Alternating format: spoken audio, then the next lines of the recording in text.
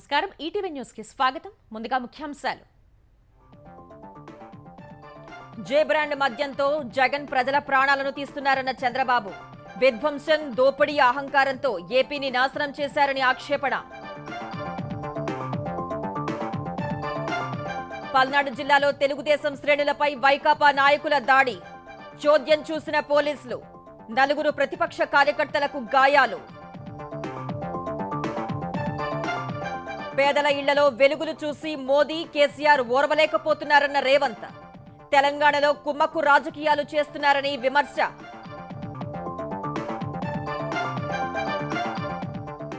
కాంగ్రెస్ గ్యారంటీలే ఆ పార్టీకి భస్మాసుర హస్తంగా మారతాయన్న ప్రతిపక్షాలు. హస్తం పార్టీని ఓడించడానికి 100 కారణాలున్నాయన్న హరీష్. తెలుగు రాష్ట్రాల్లో జోరుగా నామినేషన్లు. 5,700 కోట్ల ఆస్తులు ప్రకటించిన పెమ్మసాని.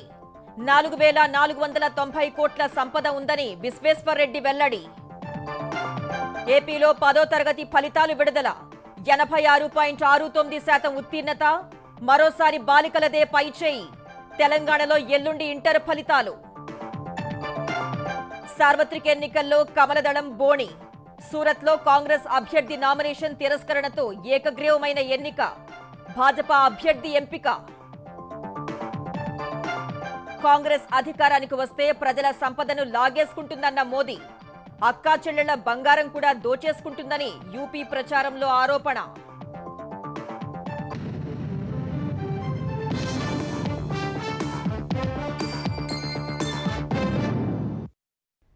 విధ్వంసం, దోపిడీ, అహంకారం 3 విధానాలే జీవితాశయంగా సీఎం జగన్ పనిచేస్తున్నారని తెలుగుదేశం అధినేత చంద్రబాబు ఆరోపించారు. ఏపీలో వ్యవసాయం, విద్య, ఆరోగ్య శాఖలు గాలికి వదిలేశారని విమర్శించారు. అమరావతి ప్రజావేదిక కూల్చి విధ్వంసం చేశారని ధ్వజమెత్తారు. జే బ్రాండ్ లిక్కర్, నాసిరకమైన మద్యంతో జలగలాగా ప్రజల రక్తాన్ని పీలుస్తున్నారని మండిపడ్డారు.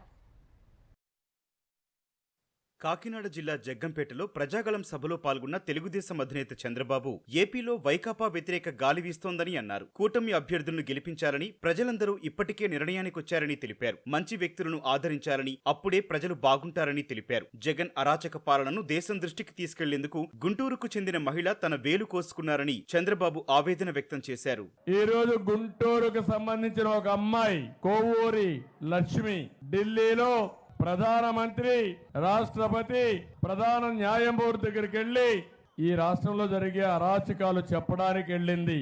వాళ్ళు ఆ అమ్మాయి బాధంతా ఏదైతే గంజాయి చిన్న పిల్లల దగ్గర అమ్మించి చిన్న పిల్లల్ని గంజాయికి అలవాటు చేసి నేరస్తులుగా చేసే పరిస్థితికి వచ్చారు. భూ కబ్జాలు చేశారు, ఇష్టానుసారంగా దోచుకున్నారని ఎంతమందికి చెప్పినా యాక్షన్ తీసుకోకపోతే ఢిల్లీకి వెళ్లి ఆవిడ చేసిన పని చూస్తే నిరసనగా బొటన వేల్ని తెగ్గొట్టుకునే పరిస్థితికి వచ్చిందంటే ఎంత బాధపడిందో సమాజం కోసం, ఈ రాక్షసులతో ఎంత ఇబ్బంది పడిందో ఆ అమ్మాయి సంఘటన ఒక ఉదాహరణ అని చెప్పి నేను మీకు తెలియజేస్తున్నా. రేపు ఇలాంటి దుర్మార్గులు గాని మళ్ళీ వస్తే మన గతి ఏమవుతుందో ఒక్కసారి మీరు ఆలోచించుకోవాల్సిందిగా నేను కోరుతున్నా. సీఎం జగన్ రాష్ట్రాన్ని పూర్తిగా ధ్వంసం చేశారని చంద్రబాబు మండిపడ్డారు. నాసిరకం మద్యంతో ప్రజల ఆరోగ్యం నాశనం చేస్తున్నారని ఆరోపించారు. మద్య నిషేధం చేశాకే ఓటు అడుగుతారని చెప్పిన జగన్ చేశారా అని ప్రశ్నించారు. జగన్మోహన్ రెడ్డి మీరు ఒకసారి చూస్తే ఒక అహంకారం, ధ్వంసం, దోపిడీ ఈ 3 విధానాలే జీవితాశయంగా పెట్టుకొని పనిచేస్తున్నాడు. సజ్జల లాంటి బ్రోకర్ చిరంజీవిని గురించి విమర్శించే పరిస్థితికి వచ్చాడంటే వీళ్ళకు బలుపు ఎక్కువైంది. ఒక మాట చెప్తున్నాడు జగన్మోహన్ రెడ్డి, ఆయన సింహం అంట. ఒక దొంగ దోపిడీదారుడు మీ ఇంటి మీదకి వస్తే మీరేం చేస్తారు? మనిషికి ఏం దొరికితే అది రోడ్డు మీదకి వస్తారా లేదా? ఊరంతా ఓటు అవుతుందా లేదా? దొంగని తరుముతారా లేదా? ఆ పరిస్థితి రాష్ట్రంలో. బందిపోటు దొంగ వచ్చాడు, దోపిడీదారుడు వచ్చాడు. రాష్ట్రాన్ని కాపాడుకోవడం మనందరి బాధ్యత, అవునా కాదా? సిద్ధమా మీరు? మిమ్మల్ని అడుగుతున్నా.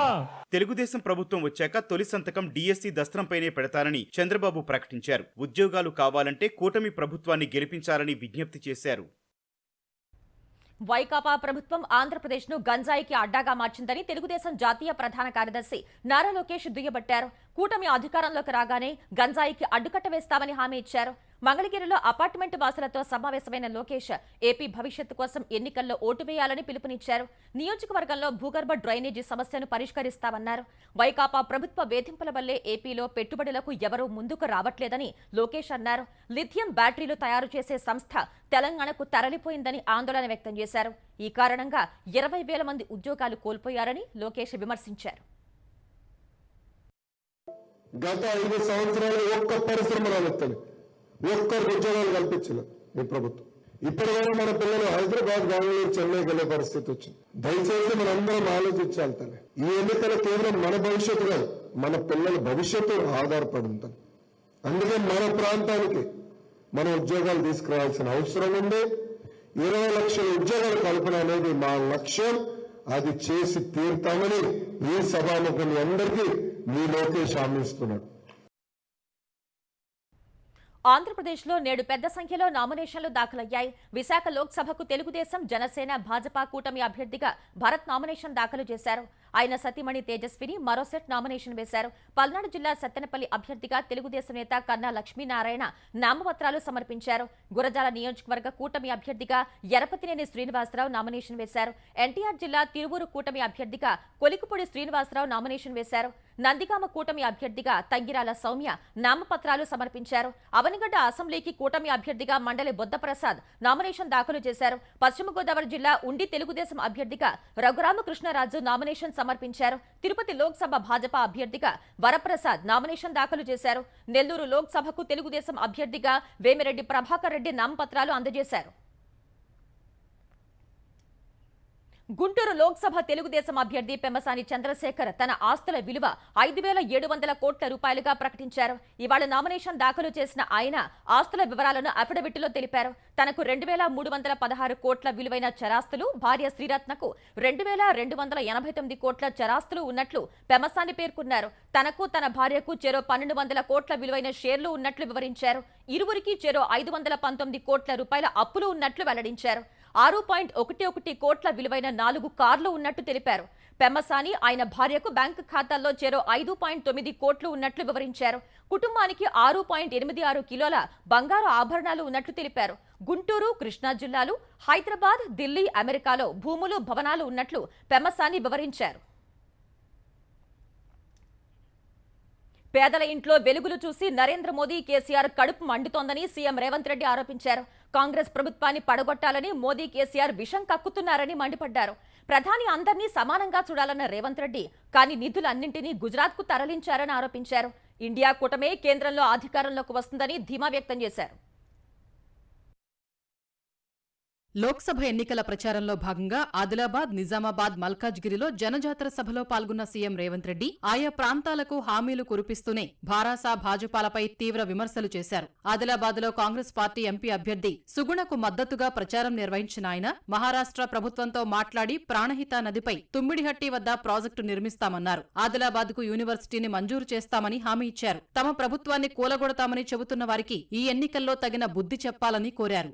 మా ప్రభుత్వం వచ్చిన 3 నెలల్లో 30,000 ప్రభుత్వ ఉద్యోగం ఇచ్చినాం. 30,000 ఉద్యోగాలు ఇచ్చిన మా ప్రభుత్వాన్ని పడగొట్టాలంటే నిరుద్యోగ యువకులు చూసుకుంటూ ఉంటారా అని నేను అడుగుతున్నా. ఇవాళ బీసీల జనాభాలు లెక్కలు కట్టి వాళ్ళు ఎంత శాతం ఉంటే అంత శాతం నిధులు వాళ్ళకి ఇవ్వాలని ఇవాళ మా ప్రభుత్వం నిర్ణయం తీసుకున్నది. బీసీల లెక్కలు తెలిస్తే రాజ్యాధికారంలో వాళ్ళు వాటా అడుగుతారని ఇవాళ ఇక్కడుండే కేసీఆర్, అక్కడుండే నరేంద్ర మోడీ కుట్ర చేసి కాంగ్రెస్ పార్టీని దొంగ దెబ్బ తీయాలని ఆలోచన చేస్తారు. మీరు మోడీకి ఓటేసినా, కేసీఆర్కి ఓటేసినా ఒక్కటే. మే 13 తారీఖు నాడు గోడకు మేకు దిగినట్టు బీజేపీలను కోదండమేసి కొట్టాలి, ఓడగొట్టాలి. అనంతరం నిజామాబాద్లో కాంగ్రెస్ ఎంపీ అభ్యర్థి జీవన్ రెడ్డికి మద్దతుగా సభలో పాల్గొన్న రేవంత్ రెడ్డి పసుపు బోర్డు తెస్తానని బాండ్ పేపర్ రాసిచ్చి ఎంపీ అరవింద్ మోసం చేశారని చెప్పారు. నిజామాబాద్లోనే పసుపు బోర్డు పెడతామని స్పష్టంగా చెప్పకుండా నోటు విడుదల చేశారని తెలిపారు. చక్కెర కర్మాగారాలు తెరిపిస్తామన్నారు. సెప్టెంబర్ 17 లోపల చక్కెర కర్మాగారాలను తెరిపించే బాధ్యత మా మంత్రివర్గం తీసుకుంటుంది. సోనియా గాంధీ గారిని, మల్లికార్జున ఖర్గే గారిని, రాహుల్ గాంధీ గారిని ఒప్పించి మెప్పించి కేంద్ర వ్యవసాయ శాఖ మంత్రిగా జీవన్ రెడ్డి గారికి పదవిని తీసుకొచ్చే బాధ్యత నాది. ఆయననే మీ చెరుకు కర్మాగారం, మీ పసుపు బోర్డును సాధించి సంతకం పెట్టే సత్తా జీవన్ రెడ్డి గారికి పార్టీ ఇస్తుంది. తర్వాత మల్కాజ్గిరిలో పట్నం సునీతారెడ్డికి మద్దతుగా ప్రచారం చేసిన రేవంత్ భాజపా భారాస రాష్ట్రంలో కుమ్మక్కు రాజకీయాలు చేస్తున్నాయని ఆరోపించారు. కేసీఆర్ ఇవాళ బీజేపీలను గెలిపిస్తానని చీకటి ఒప్పందం చేసుకున్నాడు. అందులో భాగంగానే చచ్చువైన వాళ్ళను తాలువైన వాళ్ళను ఈ రోజు బీఆర్ఎస్ అభ్యర్థులుగా నిలబెట్టిండ్రు. ఎందుకు ఈటెల రాజేందర్ కేసీఆర్ అవినీతి మీద, కాళేశ్వరం ప్రాజెక్టు మీద, హైదరాబాద్ చుట్టూతా ఆక్రమించుకున్న భూముల మీద, ధరణి పోర్టల్ అడ్డం పెట్టి కొల్లగొట్టిన వేల కోట్ల రూపాయల మీద, తారక రామారావు అవినీతి మీద ఈటెల రాజేందర్ విచారణకు ఎందుకు ఆదేశాలు తీసుకురాలే అమిత్ షా నుంచి అని నేను అడుగుతున్నా. ఈ కుట్రపూరితమైన రాజకీయాలను తిప్పుకొట్టాలి. ఎన్నికల కోడ్ ముగియగానే రుణమాఫీ ప్రక్రియ ప్రారంభమవుతుందన్న సీఎం ఆగస్టు 15 లోపు రైతులకు రుణమాఫీ చేసి తీరుతామని పునరుద్ఘాటించారు. కాంగ్రెస్ జనజాతర సభలోని సీఎం రేవంత్ రెడ్డి హెలిప్యాడ్ ప్రాంతంలో డ్రోన్ ఎగరటం కలకలం రేపింది. శామీర్పేటలో సీఎం హెలిప్యాడ్ వద్ద ఓ వ్యక్తి డ్రోన్ ఎగరవేశాడు. వెంటనే అప్రమత్తమైన పోలీసులు డ్రోన్ ఎగరవేసిన వ్యక్తిని అదుపులోకి తీసుకున్నారు. అతడు రామంతపూర్కు చెందిన గణేష్ రెడ్డిగా గుర్తించారు. కాంగ్రెస్ ఇచ్చిన గ్యారంటీలే లోక్సభ ఎన్నికల్లో ఆ పార్టీకి భస్మాసుర హస్తంగా మారతాయని మాజీ మంత్రి హరీష్ రావు విమర్శించారు. సీఎం తమను ఎందుకు ఓడించాలో చెప్పాలని అంటున్నారన్న ఆయన కాంగ్రెస్ ను ఓడించడానికి 100 కారణాలు ఉన్నాయన్నారు. అసెంబ్లీ ఎన్నికల ముందు డిసెంబర్ 9నే రుణమాఫీ చేస్తానన్న హామీ ఏమైందని హరీష్ రావు ప్రశ్నించారు. ఒకేసారి 39,000 కోట్ల రూపాయల రుణమాఫీ చేయకపోతే రాజీనామా చేస్తారా అని రేవంత్ రెడ్డికి హరీష్ రావు సవాల్ చేశారు. ఆగస్టు 15 తారీఖులో రుణమాఫీ చేస్తా అంటే ఎవరి చెవులలో పువ్వు పెడుతున్నావు? నేను అడుగుతా ఉన్నా, ఏకకాలములో ఆగస్టు 15వ తేదీ నాడు ఈ 39,000 కోట్ల రుణమాఫీ నువ్వు చెయ్యకపోతే నీ పదవికి రాజీనామా చేయడానికి నువ్వు సిద్ధంగా ఉన్నావా అని నేను అడుగుతా ఉన్నా. ఈ పార్లమెంట్ ఎన్నికల్లో నువ్వు ఓడితేనే ఈ 6 గ్యారెంటీలు అమలైతాయని ఇలా ప్రజలు విశ్వసిస్తున్నారు. పార్లమెంట్ ఎన్నికల్లో బీఆర్ఎస్ గెలిస్తేనే ఈ 6 గ్యారెంటీలు అమలైతాయని రాష్ట్ర ప్రజలు నమ్ముతా ఉన్నారు. లోక్సభ ఎన్నికలకు తెలంగాణలోనూ అభ్యర్థులు భారీగా నామినేషన్లు దాఖలు చేశారు. వరంగల్ లోక్సభ స్థానానికి భారాస అభ్యర్థిగా డాక్టర్ సుధీర్ కుమార్ నామినేషన్ వేశారు. శాసనమండలి డిప్యూటీ చైర్మన్ బండ ప్రకాష్, మాజీ మంత్రి దయాకర్ రావు, ఎమ్మెల్సీ బస్వరాజ్ సారయ్య, ఇతర నేతలు వెంటరాగా నామినేషన్ పత్రాలను ఆర్బోకు అందజేశారు. వరంగల్ స్థానానికి కాంగ్రెస్ అభ్యర్థిగా కడియం కావ్య నామినేషన్ దాఖలు చేశారు. Station Ghanpur MLA Kadiyam Srihari, party శాసనసభ్యులు నేతలు వెంటరాగా కావ్య తన నామపత్రాలను సమర్పించారు. చేవెళ్ల లోక్సభ స్థానానికి భాజపా అభ్యర్థిగా కొండా విశ్వేశ్వరరెడ్డి నామినేషన్ వేశారు. కేంద్ర మంత్రి పీయూష్ గోయల్, ఎంపీ లక్ష్మణ్ సమక్షంలో ఆర్ఓకి విశ్వేశ్వరరెడ్డి పత్రాలను అందజేశారు. నల్గొండ లోక్సభ స్థానానికి భాజపా అభ్యర్థి సైద్ రెడ్డి నామినేషన్ వేశారు. జహీరాబాద్ భాజపా అభ్యర్థి బీబీ పాటిల్ నామినేషన్ దాఖలు చేశారు. ఈ సందర్భంగా సంగారెడ్డిలో ఏర్పాటు చేసిన సభకు కేంద్ర మంత్రి పీయూష్ గోయల్ హాజరయ్యారు. రంగారెడ్డి జిల్లా చేవెళ్ల భాజపా ఎంపీ అభ్యర్థి కొండా విశ్వేశ్వరరెడ్డి తన కుటుంబానికి 4,490 కోట్ల రూపాయల ఆస్తులున్నట్లు ప్రకటించారు. తన పేరిట 1,178.72 కోట్ల ఆస్తులు, భార్య సంగీతారెడ్డి పేరిట 3,203.90 కోట్లు, మూడో కుమారుడు విరాజ్ మాధవరెడ్డి పేరిట 107.44 కోట్ల ఆస్తులున్నట్లు విశ్వేశ్వరరెడ్డి తెలిపారు. తన పేరున 1.76 కోట్ల అప్పులు, భార్య సంగీతారెడ్డికి 12 కోట్లకు పైగా అప్పులున్నట్లు వివరించారు. భార్య సంగీతారెడ్డికి 35.82 కోట్ల రూపాయల వ్యక్తిగత రుణాలున్నట్లు వెల్లడించారు. సొంత కార్ లేదని, తనపై 4 క్రిమినల్ కేసులు పెండింగ్ లో ఉన్నట్లు కొండా విశ్వేశ్వరరెడ్డి తెలిపారు. తన చేతిలో 6 లక్షలు నగదు, భార్య సంగీతారెడ్డి చేతిలో 3,78,000 ఉన్నాయన్నారు. 60 లక్షల విలువ చేసే 862 గ్రాముల బంగారు ఆభరణాలు, డైమండ్స్ ఉన్నాయని, భార్య సంగీతారెడ్డి పేరుతో 10.40 కోట్ల విలువ చేసే బంగారు, డైమండ్ ఆభరణాలు ఉన్నట్లు అఫిడవిట్లో పొందుపరిచారు. 2019 ఎన్నికలతో పోలిస్తే కొండా విశ్వేశ్వరరెడ్డి ఆస్తుల విలువ 423% పెరిగింది. పల్నాడు జిల్లా సత్తెనపల్లి మండలం పెద్ద మక్కెనలో తెలుగుదేశం శ్రేణులపై వైకాపా నేతలు దాడి చేశారు. సత్తెనపల్లి అసెంబ్లీ కూటమి అభ్యర్థి కన్నా లక్ష్మీనారాయణ నామినేషన్ కు వెళ్తున్న తెలుగుదేశం శ్రేణులపై పెద్ద మక్కెనలోని పెట్రోల్ బంక్ వద్ద వైకాపా నాయకులు దాడికి పాల్పడ్డారు. ఈ ఘటనలో 4 తెలుగుదేశం కార్యకర్తలు తీవ్రంగా గాయపడ్డారు.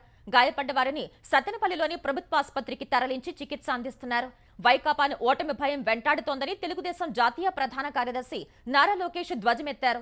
దారుణ పరాజయం తరుముకొస్తుంటే తట్టుకోలేని వైకాపా మూకలు తెలుగుదేశం కార్యాలయాలపైన, కార్యకర్తలపైన దాడులకు పాల్పడుతున్నారని ఆయన మండిపడ్డారు. వైకాపా అధికార మదం కొద్ది రోజుల్లో దింపుతామని లోకేష్ హెచ్చరించారు.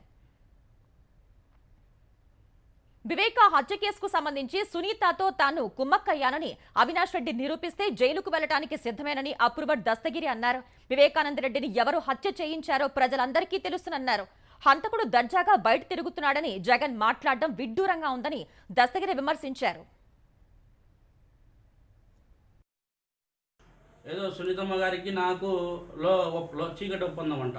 24 అవర్స్లో ఆ చీకటి ఒప్పందం ఏందో నువ్వు బయట పెట్టు, నేను జైలుకు పోతా, లేకుంటే అన్నీ ఒప్పుకొని నువ్వు లోపలికి పోతావా అని నేను ప్రశ్నిస్తూ ఉంటా. జగన్మోహన్ రెడ్డిని కావచ్చు, అవినాష్ రెడ్డిని కావచ్చు, భాస్కర్ రెడ్డి వీళ్ళందరినీ కావచ్చు నేను సవాల్ విసురుతాను ఇదే మాట. 25వ తేదీ నువ్వు నామినేషన్ వేయకూడదు. ఆ రోజు జగన్మోహన్ రెడ్డి వస్తున్నాడు, 23rd 22nd వేసుకోమంటున్నాడు, 23వ తారీఖు 24వ తారీఖు. అంటే ఎందుకు 25వ తారీఖు జగన్మోహన్ రెడ్డి అనే అతనికి ఒక్కనికేనా అర్హత ఉండేది? ఈసీ అధికారులు ఏమైనా ఆంక్షలు పెట్టినారా? పెట్టలే. కానీ ఈ రోజున ఎందుకు ఆ విధంగా పోలీస్ వ్యవస్థ వ్యవహరిస్తుందనేది అర్థం కాని పరిస్థితి. వైఎస్ రాజశేఖర రెడ్డి నిర్మించిన గుండ్లకమ్మ ప్రాజెక్టు గేట్ కొట్టుకుపోతే కనీసం మరమ్మతు చేయించలేని సీఎం జగన్ ఆయన వారసుడు ఎలా అవుతారని ఏపీపీసీసీ అధ్యక్షురాలు వైఎస్ షర్మిల ప్రశ్నించారు. ఎన్నికల ప్రచారంలో భాగంగా ప్రకాశం జిల్లా సంతనూతలపాడులో న్యాయయాత్రలో పాల్గొన్న షర్మిల రామతీర్థం ప్రాజెక్టును జగన్ గాలికి వదిలేశారని విమర్శించారు. రైతుల కోసం 3,000 కోట్లతో ధరల స్థిరీకరణ నిధి ఏర్పాటు చేస్తామన్న హామీ ఏమైందని నిలదీశారు. 25 ఎంపీ సీట్లు ఇస్తే ప్రత్యేక హోదా సాధిస్తామన్న జగన్ ఇప్పుడు ఆ విషయమే మాట్లాడటం లేదని షర్మిల దుయ్యబట్టారు. బీజేపీ మెడలు వంచైనా సరే ప్రత్యేక హోదా తీసుకొస్తామని చెప్పారు. 23 ఎంపీలు ఇస్తే మరి జగన్మోహన్ రెడ్డి గారు ఎంతమందితో రాజీనామాలు చేపించారు? ప్రత్యేక హోదా వచ్చిందా అంటే ఈ రోజు వరకు 5 సంవత్సరాలు అయిపోయింది. వచ్చిందన్నా ప్రత్యేక హోదా? మళ్ళీ సిగ్గు లేకుండా అంబటి రాంబాబా ఎంతమంది ఎంపీలను ఇస్తేనట అంతమంది మళ్ళీ బీజేపీకే సపోర్ట్ చేస్తారట. మద్యపాన నిషేధం కాలేదు కదా ఈ రోజు సర్కారే అంటే జగన్మోహన్ రెడ్డి గారు స్వయంగానే మద్యం అమ్ముతున్నారు. భూమ్ అట, స్పెషల్ స్టేటస్ అట, క్యాపిటల్ అట, వీళ్ళ రాజశేఖర రెడ్డి గారి వారసులు. కమలం గుర్తుకు ఓటేయకుంటే రైతులకు వచ్చే రాయితీలన్నింటినీ ఎత్తేసే ప్రమాదం ఉందని భాజపా జాతీయ ప్రధాన కార్యదర్శి బండి సంజయ్ అన్నారు. హన్మకొండ జిల్లా ఎల్కతుర్తిలో ఇటీవల వర్షాలకు తడిసిన ధాన్యాన్ని పరిశీలించిన ఆయన ప్రభుత్వంపై విమర్శలు చేశారు.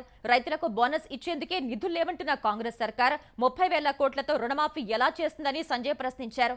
కొనుగోలు కేంద్రాలకు రైతులు తెచ్చిన ధాన్యంలో తరుగు పేరిట ఇబ్బందులకు గురి చేయటం సరికాదన్నారు.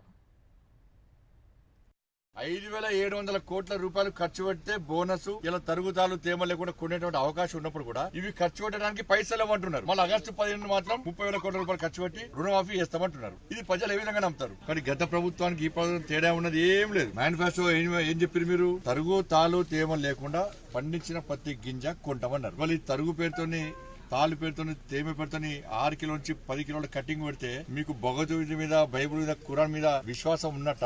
ఇవాళ లాస్ట్ కు ఈ ప్రభుత్వం కొంటదా కొనదా? ఢిల్లీ మద్యం విధానానికి సంబంధించి సిబిఐ నమోదు చేసిన కేసులో భారత ఎమ్మెల్సీ కవిత బెయిల్ పిటిషన్పై రౌస్ అవెన్యూ కోర్టు తీర్పును రిజర్వ్ చేసింది.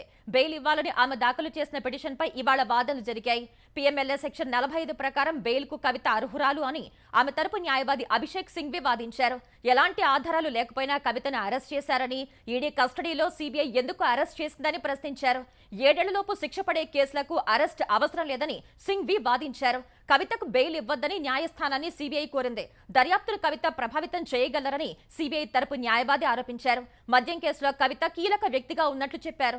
ఇరువైపులా వాదనలు విన్న కోర్టు తీర్పును రిజర్వ్ చేసింది. కవిత బెయిల్పై తుది ఉత్తర్వులు మే 2న ఇవ్వనుంది. తెలంగాణలో ఇంటర్ పరీక్షా ఫలితాలు ఈ నెల 24న వెలువరించనున్నట్లు ఇంటర్ బోర్డు ప్రకటించింది. బుధవారం ఉదయం 11 గంటలకు ఇంటర్ ఫలితాలను తెలంగాణ విద్యాశాఖ principal secretary Burra Venkatesham, inter board secretary Shruti Ojha విడుదల చేస్తారని తెలిపింది. ఫిబ్రవరి 28 నుంచి మార్చి 19 వరకు జరిగిన తెలంగాణ ఇంటర్ ప్రథమ, ద్వితీయ సంవత్సర పరీక్షలకు 9 లక్షల మందికి పైగా విద్యార్థులు హాజరయ్యారు. ఆంధ్రప్రదేశ్లో 10వ తరగతి పరీక్షా ఫలితాల్లో బాలికలు మరోసారి సత్తా చాటారు. ఏపీ 10 పరీక్షా ఫలితాలను విజయవాడలో విద్యాశాఖ కమిషనర్ ఎస్ సురేష్ కుమార్ విడుదల చేశారు. మొత్తం 86.69% మంది విద్యార్థులు ఉత్తీర్ణత సాధించారు. వారిలో బాలికలు 89.17% ఉత్తీర్ణతతో ముందు నిలిచారు. 84.32% మంది బాలురు ఉత్తీర్ణులయ్యారు. 96.37%తో పార్వతీపురం మన్యం జిల్లా అగ్రస్థానంలో నిలవగా 62.47%తో కర్నూలు జిల్లా చివరి స్థానంలో ఉంది. 2803 పాఠశాలలు 100% ఉత్తీర్ణత సాధించగా 17 పాఠశాలలు 0 ఫలితాల శాతాన్ని నమోదు చేశాయి. 0% ఫలితాల్లో ఒక్కటే ప్రభుత్వ పాఠశాల కాగా మిగిలిన 16 ప్రైవేట్ పాఠశాలలే ఉన్నాయి. మే 24 నుంచి జూన్ 3 వరకు అడ్వాన్స్డ్ సప్లిమెంటరీ పరీక్షలు నిర్వహిస్తామని ఏపీ విద్యాశాఖ కమిషనర్ సురేష్ కుమార్ ప్రకటించారు. రీకౌంటింగ్, రీవెరిఫికేషన్ కోసం రేపటి నుంచి ఈ నెల 30 వరకు దరఖాస్తు చేసుకోవచ్చన్నారు. లోక్సభ ఎన్నికల్లో తొలి స్థానాన్ని భాజపా కైవసం చేసుకుంది. గుజరాత్లో సూరత్ లోక్సభ స్థానం భారతీయ జనతా పార్టీకి ఏకగ్రీవమైంది. కాంగ్రెస్ అభ్యర్థి నిలేష్ కుంభాని నామినేషన్ను ఎన్నికల అధికారులు తిరస్కరించగా నామినేషన్ల ఉపసంహరణకు చివరి తేదీ అయిన నేడు 8 మంది అభ్యర్థులు ఉపసంహరించుకున్నారు. ఈ మేరకు భాజపా అభ్యర్థి ముఖేష్ దలాల్ ఒకరే బరిలో నిలిచి ఏకగ్రీవంగా ఎన్నికయ్యారు. కాంగ్రెస్ తరపున పోటీ చేస్తున్న నిలేష్ కుంభాని నామినేషన్ను ఆదివారం ఎన్నికల అధికారులు తిరస్కరించారు. కుంభాని అభ్యర్థిత్వాన్ని బలపరుస్తూ ప్రతిపాదకులు చేసిన సంతకాల్లో వ్యత్యాసాలు ఉండటమే ఆయన నామపత్రం తిరస్కరణకు కారణమని జిల్లా రిటర్నింగ్ అధికారి వెల్లడించారు. ప్రధాని నరేంద్ర మోదీకి సూరత్ మొదటి కానుకని ఇచ్చిందని గుజరాత్ ముఖ్యమంత్రి భూపేంద్ర భాయ్ పటేల్ ఎక్స్లో పోస్ట్ చేశారు. గుజరాత్లోని 26 స్థానాల్లో కమలం వికసిస్తుందని తెలిపారు. దేశంలో కాంగ్రెస్ అధికారంలోకి వస్తే ప్రజల సంపద మొత్తాన్ని లాగేసుకుంటుందని ప్రధాని నరేంద్ర మోదీ పునరుద్ఘాటించారు. ఉత్తరప్రదేశ్ అలీగఢ్లో నిర్వహించిన ప్రచారంలో పాల్గొన్న మోదీ ప్రతిపక్ష కాంగ్రెస్, సమాజ్వాదీ పార్టీలు బుజ్జగింపు రాజకీయాలు చేస్తాయని ఆరోపించారు. ముస్లిం సామాజిక వర్గం ఆర్థిక పరిస్థితుల్ని మెరుగుపరిచేందుకు ఏమీ చేయలేదని మండిపడ్డారు. తమ హయాంలో ముస్లింల కోసం ట్రిపుల్ తలాక్ విధానం రద్దు చేశామని, హజ్ కోటాను పెంచామని మోదీ గుర్తు చేశారు. అధికారంలోకి వస్తే ప్రజల ఆస్తులపై సర్వే చేయించి చట్టాల్లో మార్పులు చేసి మహిళల బంగారాన్ని లాక్కోవాలని కాంగ్రెస్ యత్నిస్తోందని ఆరోపించారు. దేశంలో కాంగ్రెస్ అధికారంలోకి వస్తే ప్రజల సంపద మొత్తాన్ని ముస్లింలకు పంచుతుందంటూ రాజస్థాన్లో ప్రధాని చేసిన వ్యాఖ్యలపై ప్రతిపక్షాలు భగ్గుమన్నాయి. ఢిల్లీలో ఈసీని కలిసిన కాంగ్రెస్ అగ్రనేతలు ప్రధాని రాజస్థాన్లో చేసిన వ్యాఖ్యలు కోడ్ ఉల్లంఘన అని ఫిర్యాదు చేశారు. మోదీపై చర్యలు తీసుకోవాలని కోరారు. సమస్యల నుంచి ప్రజల దృష్టి మళ్లించేందుకే మోదీ ఇలాంటి వ్యాఖ్యలు చేస్తున్నారని కాంగ్రెస్ అగ్రనేత రాహుల్ గాంధీ విమర్శించారు. మొదటి దశ ఓటింగ్తో నిరాశకు గురైన మోదీ దిగజారి అబద్ధాలు చెబుతున్నారని అన్నారు. ఎన్నికల్లో గెలవటానికి ప్రధాని మోదీ అబద్ధాల మీద అబద్ధాలు చెబుతున్నారని కాంగ్రెస్ అధికార ప్రతినిధి పవన్ ఖేడా అన్నారు. మోదీ అబద్ధాలు చెప్పే విధానం దేశానికే కాక ప్రపంచానికి కూడా తెలుసని సమాజ్వాదీ పార్టీ అధినేత అఖిలేష్ యాదవ్ అన్నారు. మరోవైపు మోదీ వ్యాఖ్యలు నిజమేనని చెబుతూ 2006లో నాటి ప్రధాని మన్మోహన్ సింగ్ చేసిన ప్రసంగానికి సంబంధించిన 22 సెకండ్ల వీడియోను భాజపా ఎక్స్లో పోస్ట్ చేసింది. రాష్ట్రపతి భవన్లో పద్మ అవార్డుల ప్రదానోత్సవం ఘనంగా జరిగింది. ప్రజా వ్యవహారాల రంగంలో మాజీ ఉపరాష్ట్రపతి ఎం వెంకయ్య నాయుడుకు రాష్ట్రపతి ద్రౌపది ముర్ము పద్మ విభూషణ్ ప్రదానం చేశారు. సులభ్ ఇంటర్నేషనల్ వ్యవస్థాపకుడు దివంగత బిందేశ్వర్ పాఠక్ మరణ అనంతరం ప్రకటించిన పద్మ విభూషణ్ అవార్డును ఆయన సతీమణి అమోల పాఠక్ అందుకున్నారు. ప్రఖ్యాత భరతనాట్య నృత్యకారిణి పద్మా సుబ్రహ్మణ్యంకు ద్రౌపది ముర్ము పద్మ విభూషణ్ ప్రదానం చేశారు. నటుడు మిథున్ చక్రవర్తి, గాయని ఉషా ఉతుప్, ఉత్తరప్రదేశ్ మాజీ గవర్నర్ రామ్ నాయక్, పారిశ్రామికవేత్త సీతారాం జిందాల్కు పద్మభూషణ్ అవార్డుల్ని అందజేశారు. క్రీడా రంగంలో టెన్నిస్ ఆటగాడు రోహన్ బోపన్న, పారా స్విమ్మర్ సతేంద్ర సింగ్ లోహియా సహా పలువురికి పద్మశ్రీని ప్రదానం చేశారు.